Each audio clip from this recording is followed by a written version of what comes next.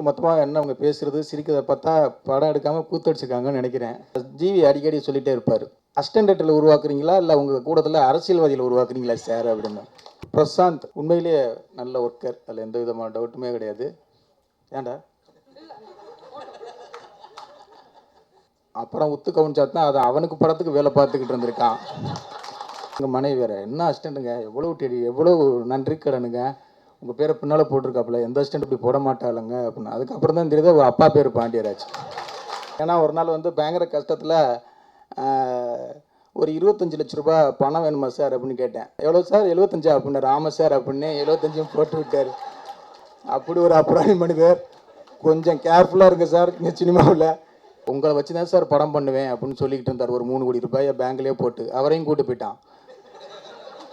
விஜய் சேதுபதிக்கு சவால் விடுகிறோம், இந்த வருஷம் நீங்கள் 7 படம் 8 படம் தான் உங்களால் கொடுக்க முடியும், நாங்கள் அடுத்த வருஷம் 12 படம் கொடுப்போம். ஹீரோயின் வந்து பிரமாதமாக இருக்குது உண்மையிலேயே, தம்மண்ணா மாதிரி வெளில வெளியேறுன்னு. ஜி யாரா அவன்? கூப்பிடுறா அவனை. உன் பேர் என்ன சொன்ன? ப்ரூஸ்லி. எல்லாருக்கும் வணக்கம். கிட்டத்தட்ட ஒட்டுமொத்தமாக என்ன அவங்க பேசுகிறது சிரிக்கிறத பார்த்தா படம் எடுக்காமல் கூத்தடிச்சிருக்காங்கன்னு நினைக்கிறேன். குதூகலமாக இருக்கும்னு நினைக்கிறேன் படம். கண்டிப்பாக எனக்கு கதை சத்தியமாக தெரியாது, ஏன்னா அந்த ஊரில் எல்லாருக்குமே கதை தெரியும், என் அசிஸ்டன்ட்ஸுக்கு எல்லாருக்கும் தெரியும். என் அசிஸ்டன்ட்ஸ் எல்லாருமே கதை சொல்லிட்டு தான் படம் பண்ணுவாங்க. இவன் கதையை சொல்லாமல் போய் படம் பண்ணியிருக்கான். அப்படி ஒரு அசிஸ்டண்ட்டு. நீங்கள் வந்து யார் சொன்னது பயங்கரமாக? விஜய் தானே.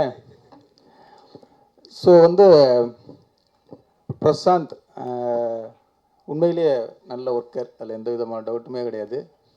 ஏன்டா வேலை பார்த்துக்கிட்டே இருப்பான், உண்மையிலேயே சின்சியரான ஒரு ஒர்க்கர். வேலை எப்போ பார்த்தாலும் பார்த்துட்டே இருப்பான்.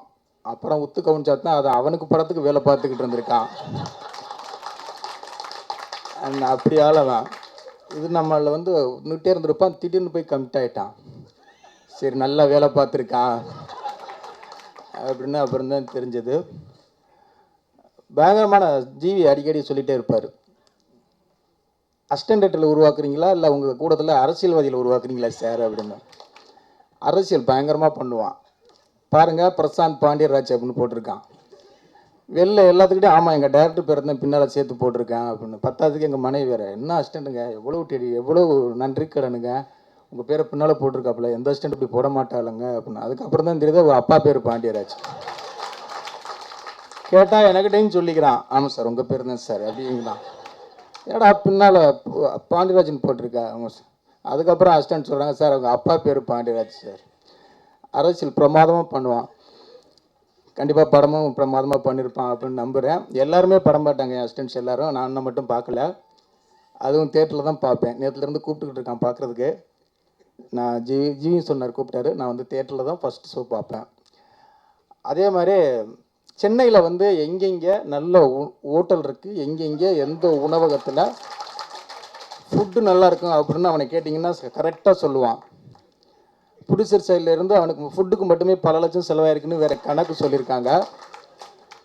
கண்டிப்பாக சாப்பிட்டதுக்கு கண்டிப்பாக அவங்களுக்கு சம்பாரித்து கொடுத்துருவான் அப்படிங்கிற நம்பிக்கையும் எனக்கு இருக்குது. அப்புறம் டேஸ்ட் எங்கே இருக்குது, என்ன இது இருக்குது அப்படிங்கிறது அவனுக்கு தெளிவாக தெரியும். அதனால் ஆடியன்ஸுடைய டேஸ்ட்டும் அவனுக்கு சரியாக தெரியும், எதை எப்படி கலந்து கொடுக்கணும் அப்படிங்கிறது. ஃபஸ்ட்டு சாங்கை பார்க்கும்போதே தெரியுது. நேற்று ஒரு பேனர் லான்ச் பண்ணுறதுக்காக போனால் அங்கே போய் ஹேட் வாக்கில் உட்கார வச்சுட்டாங்க என்னையே. ஐயோ, இங்கே பார்த்தா அவன் அதுக்கு மேலே ஹேட் வாக்காக இருக்குது. 2 பேருடைய இது. ஹீரோயின் வந்து பிரமாதமாக இருக்குது உண்மையிலேயே, தம்மண்ணா மாதிரி வெளில வெளியேறுன்னு. ஜி ஸோ வந்து கண்டிப்பாக பாண்டியராஜ் பிரசாந்த் மேலே கண்டிப்பாக ஒரு நெக்ஸ்ட் ஜெனரேஷன் டைரக்டராக கண்டிப்பாக வரணும் அப்படிங்கிறது ஆசை உண்மையிலேயே. இது வரைக்கும் காமெடிக்காக சொன்னேன், உண்மையிலேயே எல்லாருமே படம் பார்த்து ரொம்ப நல்லாயிருக்கு, ரொம்ப யூத்தாக பண்ணியிருக்காங்க அப்படின்னு சொன்னாங்க. அது ட்ரெய்லர் சாங் பார்க்கும்போது அப்படி தான் தோணுது. கண்டிப்பாக ஒரு நல்ல படமாக இருக்கும். ஒரு இயக்குநர்களாக இருக்கும்போது நமக்கு எல்லாத்துக்குமே நம்மளுடைய அசிஸ்டன்ஸ் இயக்குனர் ஆகும்போது, அப்போ மற்ற டேரக்டருடைய அசிஸ்டண்ட்டு வந்து அவர் சங்கர் சார் அசிஸ்டண்ட்டு, இவர் வந்து சேரன் சார் அசிஸ்டண்ட்டு, இவர் வந்து வெற்றிமாறன் அசிஸ்டண்ட்னு சொல்லும்போது நம்ம அசிஸ்டண்ட் அப்படின்னு சொல்லணும்னு ஒரு ஆசை எல்லா டேரக்டருக்குமே இருக்கும். எனக்கு இப்போ வந்து எங்கிட்ட மோதாது லக்ஷ்மிராம், இப்போ வந்து பிரசாந்த் பாண்டியராஜ் அடுத்தடுத்து வரப்போகிறாங்க. நம்ம ஜெயிச்சுக்கிட்டே இருக்கிறத விட நம்ம சுற்றி உள்ளவங்களும் ஜெயிக்கும் போது தான் நம்ம அந்த இடத்துக்கு வந்ததுக்கான ஒரு அர்த்தமே இருக்கும். ஸோ இவங்கெல்லாம் ஜெயிக்கும் போது தான் வந்து ஒரு சந்தோஷம், ஒரு இது கிடைக்கும். கண்டிப்பாக அதை பிரசாந்த் கொடுப்பான் அப்படிங்கிற நம்புகிறேன். அடுத்து இந்த படத்து தயாரிப்பாளர் அதையும் சொல்லணும். ரவிச்சந்திரன் சார் சுரேஷ் சார் மூலமாக நண்பரானார். உங்களை வச்சு தான் சார் படம் பண்ணுவேன் அப்படின்னு சொல்லிக்கிட்டு இருந்தார். ஒரு 3 கோடி ரூபாயை பேங்க்லேயே போட்டு அவரையும் கூட்டு போயிட்டான்.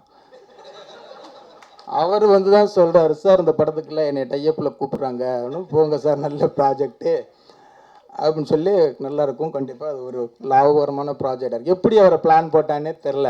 அவர் பையன் அவனை ஒன்றா சுற்றுவாங்க, அவனை அப்படியே டிரைவர் மாதிரி ஆக்கி அப்படியே அப்பா கூப்பிட்றான்னு சொல்லி அதையும் அப்படியே போட்டு கூட்டு போயிட்டான். என்ன அது ரவிச்சந்திரன் சார் உண்மையிலே நல்ல மனிதர். எதுக்கு நல்ல மனிதர்னா சொல்லி ஆகணும். ஏன்னா ஒரு நாள் வந்து பயங்கர கஷ்டத்தில் ஒரு 25 லட்ச ரூபா பணம் வேணுமா சார் அப்படின்னு கேட்டேன். எவ்வளோ சார்? 75 அப்படின்னாரு. ஆமாம் சார் அப்படின்னு 75 போட்டு விட்டார். அப்படி ஒரு அப்புறாணி மனிதர். கொஞ்சம் கேர்ஃபுல்லாக இருங்க சார் இந்த சினிமாவில். நான் 10 கேட்கலான்னு அவர் சுரேஷ் சார் தான் இல்லை 25 கேளுங்க அவர் அக்கௌண்ட்டில் பணம் இருக்குன்னாரு. நான் அது 25 அப்படிங்கும்போது எவ்வளோ சார்? 75 சார் அப்படின்னா. ஆமாம் சார் அப்படின்னா. அடுத்த 2 ஹவர்ஸில் அட்ஜஸ்ட் பண்ணிவிட்டார். அப்படி ஒரு நல்ல வெள்ளந்தியான ஒரு தயாரிப்பாளர். அதே மாதிரி செல்வகுமார் சார் ஊர் பக்கம் வேறு. உண்மையிலே அவங்க ஆஃபீஸ்க்கு போயிருக்கேன். அது ஆஃபீஸ் மாதிரியே இருக்காது. அவர் டேபிளெல்லாம் அந்த பிரசாந்த் படுத்துக்கிட்டு சாப்பிட்டுக்கிட்டு இருப்பான். அங்கங்கே பார்த்தா 10 பேர் சமைச்சு சாப்பிட்டுக்கிட்டு இருப்பாங்க, 2 பேர் படுத்து தூங்கிட்டு இருப்பாங்க. அவ்வளோ ஒரு ஃப்ரெண்ட்லியான ஒரு ஆஃபீஸ். உண்மையிலேயே ரவி சாரே சொல்லுவார், சார் கெனடியா ஃபிலிம் சார் பாருங்கள் சார், உங்கள் ஆஃபீஸ் ஏன் சார் மிலிட்ரி ஆஃபீஸ் மாதிரியே இருக்குது அப்படின்பாரு. அது போக தெரியும் சார் அப்படின்னு. ஏன்னா அப்படியே வந்து செல்வகுமார் சார் ரொம்ப ஃப்ரெண்ட்லியாக கலாச்சிக்கிட்டு ஜாலியாகவே இருப்பாங்க. அப்படி வருது. விட்டல் ராவ் சாரை பற்றி தெரில, ஆனால் ரவி சார் அடிக்கடி சொல்லிக்கிட்டே இருப்பார் உங்களை பற்றி. ஸோ 3 பேரும் சேர்ந்து கண்டிப்பாக அந்த படம் வெற்றி படமாக ரவி சாரும் படம் பார்த்தாரு. ரொம்ப நல்லா வந்திருக்கு சார், திருப்தியாக இருக்குது சார் அப்படின்னாரு. அடுத்து வந்து நமது கதாநாயகன் எல்லாருக்கும் ஒரே மேடையில் விழா நாயகனாகவும் கதாநாயகனாகவும் அமர்றது வந்து எல்லாருக்கும் கொடுத்து வைக்கிறது. அது ஜிவிக்கு வந்து அடிக்கடி கொடுத்து வைக்கிது. அது உண்மையிலேயே ரொம்ப சந்தோஷம். விஜய் சேதுபதிக்கு சவால் விடுகிறோம். இந்த வருஷம் நீங்கள் 7 படம் 8 படம் தான் உங்களால் கொடுக்க முடியும். நாங்கள் அடுத்த வருஷம் 12 படம் கொடுப்போம். வரிசையாக இருக்குது எங்களுக்கு இப்போ படம். ஆனால் மாதம் ஒரு படம் ரிலீஸ் பண்ண போகிறார் அடுத்த வருஷம் ஜி. ஸோ கண்டிப்பாக அவர் சொன்னது மாதிரி ஹார்ட் ஒர்க்குடைய உச்சம். ஏன்னா நான் போய் மீட் பண்ணுவேன். நாங்களும் அவரும் எங்கள் பேனர் அடுத்தடுத்து 2 படங்கள் ஜி நான் பண்ண போகிறோம். சும்மா மீட் பண்ணி பேசிக்கிட்டு இருக்கும்போது எதை பார்த்தாலும் ஒன்று ஸ்கிரிப்டு இல்லை மியூசிக், அது உண்மையிலே சான்ஸே கிடையாது. நைட்டு மீட் பண்ணுறதுனா நைட்டு 2 மணிக்கு தான் மீட் பண்ணுவோம். அப்படி அது ஒரு வேளை மாமாவுடைய பாதிப்பாக என்னன்னு தெரில. நைட்டில் தான் அதிகமாக வந்துக்கிட்டு இருப்பார். மறுநாள் காலைல ஷூட்டிங் போயிடுவார். உண்மையிலே உழைப்புக்கான இடம் இன்னும் கண்டிப்பாக காத்திருக்கு உங்களுக்கு. இன்னும் பெரிய இடம், இன்னும் பெரிய ஹீரோவாக வர்றதுக்கான எல்லா விதமான திறமைகளும் இருக்குது. கண்டிப்பாக வருவீங்க. அதே மாதிரி இந்த டீம் எல்லாருக்குமே பாலசரன்லேருந்து முனிஸ்காந்த் ஹெட்டர் எல்லாருக்குமே ஒரு நல்ல டீம் அதில் அமைஞ்சிருக்கு. யூத்தான ஒரு படம் ப்ரூஸ்லி கண்டிப்பாக வரும் அப்படின்னு நம்புகிறேன். எல்லா டீமுக்கும் வாழ்த்துக்கள். நன்றி. நான் பிரசாந்துக்கு ரொம்ப நன்றி சொல்லிக்கிறேன் இந்த படத்தில் வாய்ப்பு கொடுத்ததுனால. அடுத்து தயாரிப்பாளர் அவங்களுக்கும் நன்றி சொல்லிக்கிறேன். ஹீரோ சாருக்கும் நான் நன்றி சொல்லிக்கிறேன். படம் ரொம்ப நல்லா வந்திருக்கு. நன்றி. ப்ரூஸ்லி இது எங்களோட ஒரு குடும்ப விழா. கெனடியா ஃபிலிம்ஸோட 4வது படம். ஃபஸ்ட்டு எனக்கு பிரசாந்தை பற்றி சொல்லணும். ஏன்னா பிரசாந்த் ஒரு இன்ட்ரெஸ்டிங்கான பர்சனாலிட்டி. பிரசாந்த் பாண்டியராஜ். நான் ஷூட்டிங்கில் இருக்கும்போது தான் முதல்ல பிரசாந்தை பார்த்தேன். அவர் வாக்கே வந்து பார்த்தீங்கன்னா மன்சூர் அலிகான் சார் வந்து நிற்கிற மாதிரி தான் இருக்குது. அப்படி வந்து என்ன தலைவா அப்படி தான் வந்து இப்போ நான் பார்த்தேன். அப்படியா ஓகே. நாங்கள் ரொம்ப சைலண்ட்டாக வேலை செய்வோம். ஒரு நாள் கொடுத்து என் டீமு என் ஆஃபீஸு இடம்லாம் இருக்கிற இடமே தெரியாது. செட்டும் அப்படி தான் இருக்கும். ப்ரூஸ்லி பார்த்தீங்க அப்படின்னா அசிஸ்டன்ட் டேரக்டர்ஸு ஒரு 12 பேர் ஒரு ரூம்லேயே இருப்பாங்க. காலிலேருந்து நைட் வரைக்கும். சாப்பிட்றது, குளிக்கிறது, தூங்குறது எல்லாமே அந்த ரூமில் தான் இருக்கும். ஒரு மாதிரி ஒர்க் பண்ணாங்க. எனக்கு கொஞ்சம் வித்தியாசமாக இருந்துச்சு அவங்கள பார்க்கும்போது.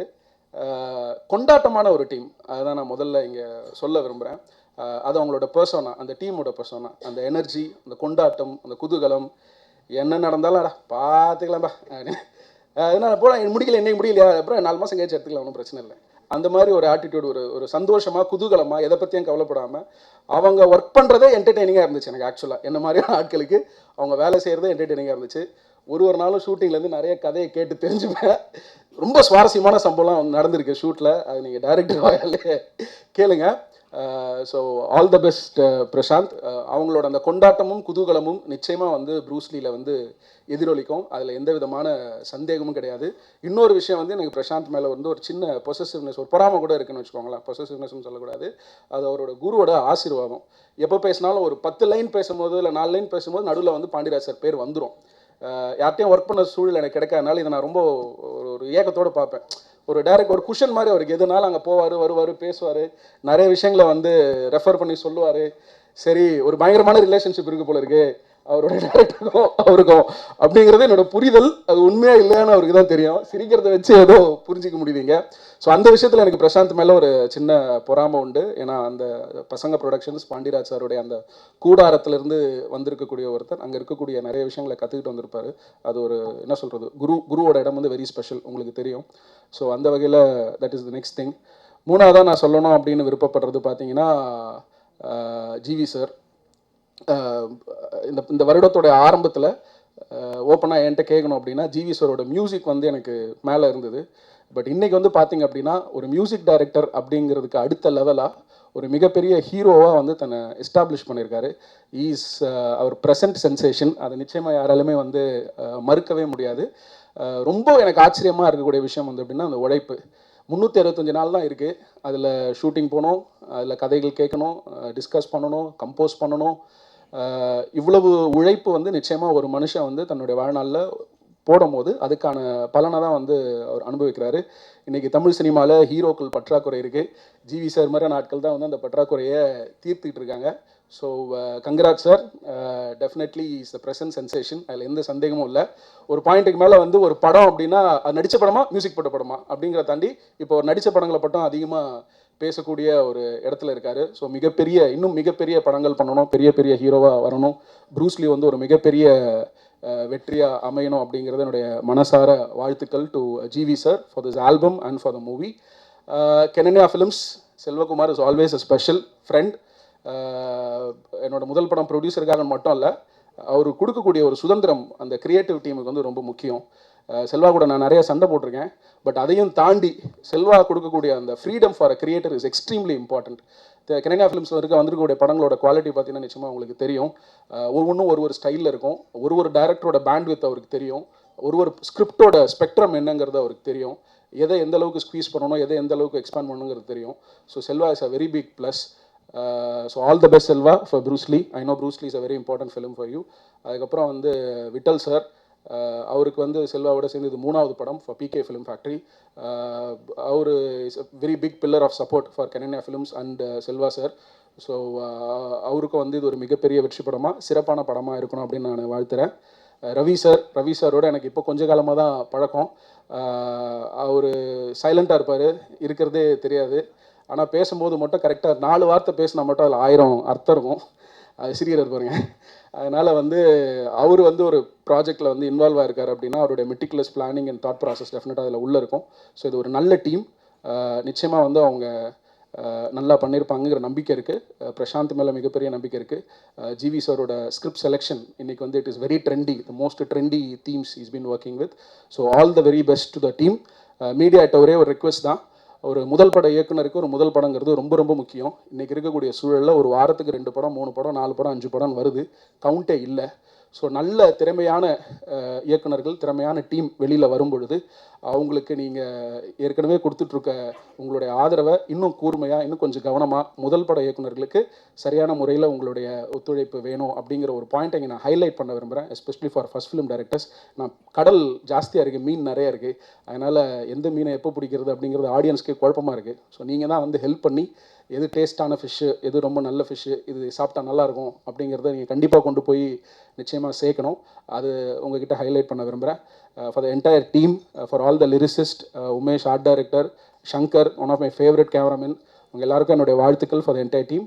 So may Bruce Lee achieve the biggest success in the coming months. Thank you and all the best. செம்ம ஜாலியாக இருப்பார் நாளே இயக்குனரில். சரி, அதே மாதிரியே இருப்பாருன்னு நினச்சி அதே மாதிரி வந்து பேசியிருந்தேன் ஆஃபீஸில். வச்சாரு ஒன்று முதுவில், ஏய் போடா அப்படின்னாரு. அன்னைக்கு போனவன் தான்.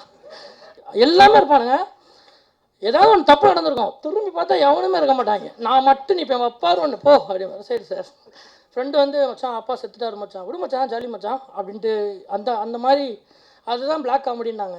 அப்புறம் தான் சரி ரைட் ஓகே இதுதான் போல அப்படின்ட்டு அப்படி ஆரம்பித்த கதை. அந்த மாதிரி சார் சொதப்பிச்சா ரொம்ப சீரியஸாக பேசுகிறேன். விடு பிரசாத் ஒன்றும் பிரச்சனை இல்லை, நாளைக்கு அட்வான்ஸ் வாங்கியோ. என்னையா நீ சரி கிடச்சிட்ட விடு. ஃபஸ்ட்டாக ஒர்க் பண்ணிட்டேன் வரவா அப்படின்னு. வா வா அப்படின்னா போய் உட்காந்து 2 சீன் கூட சொல்லலை. சூப்பரா பண்ணலாம்டா. எங்கள் அப்பா இது முன்னாடியே தெரிஞ்சிருந்தா அப்போவே சொல்லியிருப்பேனேப்பா. ஏன்னா என்னை 19 வயசு வரைக்கும் எங்கள் அப்பா அம்மா வளர்த்தாங்கன்னா 19 வயசுக்கு அப்புறம் ஒரு 4 வருஷம் எங்கள் டேரக்டர் தான் வளர்த்தாரு. இருங்க சீரியஸாக. அதே மாதிரி போய் ஏன் கதை சொல்லனா அப்புறம் திட்டிடுவார். இதனா ஒரு கதை இதை போய் நீ எடுக்க போகிற அப்படின்னு ப்ரொடியூசர்கிட்ட போட்டு விட்டாருனா என்ன? ஏன்னா ஃப்ரெண்டு வேறு ப்ரொடியூசர் எதுவும் போட்டு விட்டாருனா என்ன பண்ணுறதுன்னா சொல்லலை. சொல்ல போனேன். அதுக்கப்புறம் அப்புறம் திட்டி அனுப்பிச்சிட்டாரு. போட நான் படமாக தான் பார்ப்பேன் அப்படின்னு திட்டி அனுப்பிச்சிட்டாரு. வாங்க பிரசாந்த் சிங்கப்பூர் போய்ட்டு வருவோம். என்ன சார் சொல்கிறீங்க அப்படின்னு. வாங்க போய்ட்டு வருவோம் அப்படின்னு. வாங்க சார் போவோம் அப்படின்னு ஏறி உட்காந்து போயிட்டு இங்கே செல்வகுமார் சார் தேடிட்டு எங்கடா அவன் டேரக்டர் தானே எங்கடா அவன் சிங்கப்பூரில் என்ன சார் அப்படின்னு ஸ்கைப்பில் பேசுகிறது. அப்புறம் மன உளைச்சலில் இருக்கிறப்ப வா தம்பி கைலாஸ் போயிட்டு வருவோம் அப்படின்னாரு. வாங்க சார் ஒரு ஆன்மீக சுற்றுலா சென்று விட்டு வருவோம் சார் அப்படின்னு ஒரு ஆன்மீக சுற்றுலாவும் சென்று விட்டு வந்தாச்சு. ப்ரூசி சார் பண்ணிச்சிருங்க, ஏதோ தெரியாமல் பிள்ளைங்க தப்பு பண்ணிடுச்சு, கேட்சியாக இருக்கணுமேங்கிறதுக்காக வச்சதான் முழுக்க அதான்